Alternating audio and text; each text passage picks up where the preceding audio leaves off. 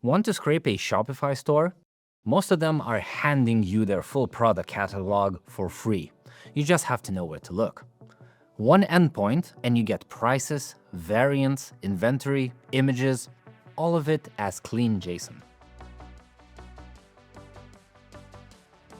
In this video, we'll show you how to pull and use that data with Python. We'll also cover what to do when a store locks that endpoint down, and how to scale across multiple stores without getting blocked. There are three main use cases for Shopify data: price monitoring, trend research, and inventory tracking. This scraper gives you the data needed for any of those use cases. To follow along, you'll need Python 3.9 or higher, two libraries we'll install in a moment, and Decodo residential proxies if you're planning to scrape at scale. The two Python libraries you need are curl CFFI and Beautiful Soup. Curl CFFI handles the requests, and Beautiful Soup takes care of HTML parsing in the fallback method. Here's the install command. One thing worth explaining here is why we're using curl CFFI.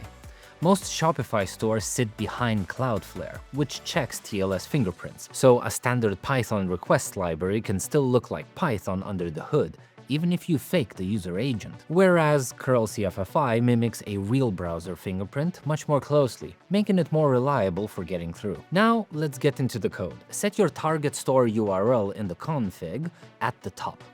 For monitoring multiple stores, rotating residential proxies are needed to keep you from getting rate limited or blocked. The script is already set up for Decodo residential proxies. Just drop your username and password into the config section at the top. It routes requests through a US exit node by default, which works for most public Shopify stores. The script first checks whether the target is actually a Shopify store by sending a request to the products.json endpoint. If the check passes, the main scraping logic begins. Shopify's endpoint returns up to 250 products per page, so the script keeps incrementing the page parameter and requesting more data until it receives an empty response. Now, not every store plays along. Some disable the endpoint entirely, and when that happens, you'll get a 403 or a 404 error. That's where the fallback kicks in.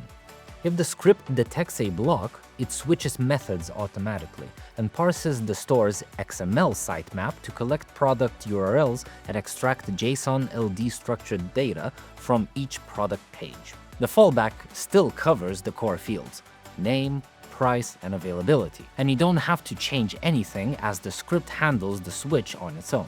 When you run the script, the terminal shows each stage: Shopify check, page-by-page scraping, and file export. Once it's done, you get two output files: a JSON file with metadata and full product info, and a CSV file with one row per variant. And that's the full scraper. It tries the main Shopify endpoint first, falls back to sitemap and JSON-LD when needed, and uses proxies for more reliable multi-store scraping. Want to learn more? The blog post in the description covers the complete code, includes a Shopify store diagnostics tool, compares 8 real stores, and explains how to tell merchant-level blocks apart from anti-bot protection. Subscribe for more scraping tutorials, and I'll see you in the next video.